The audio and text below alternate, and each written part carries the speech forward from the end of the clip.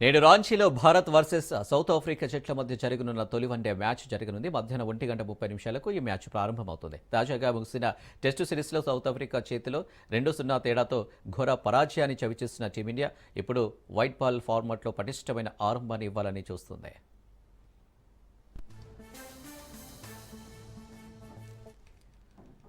Regular captain Shubman Gill గాయం కారణంగా ఈ వన్డే సిరీస్ నుంచి వైదొలిగాడు. దీంతో కేఎల్ రాహుల్ జట్టు పగ్గాలు చేపట్టనున్నాడు.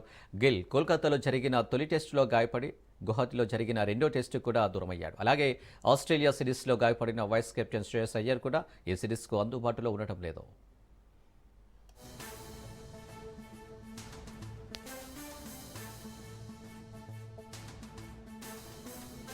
అయితే భారత జట్టుకు భారీ ఊరటనిచ్చే విషయం ఏంటంటే దిగ్గజ ఆటగాళ్లు విరాట్ కోహ్లీ, రోహిత్ శర్మ తిరిగి జట్టులోకి వచ్చారు.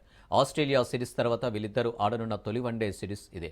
ఈ ఇద్దరు ఆటగాళ్లు టెస్ట్, టీ20 ఫార్మాట్ల నుంచి రిటైర్ అయ్యారు. దీంతో వారి దృష్టి అంతా 2027 వన్డే వరల్డ్ కప్ పైన ఉంది.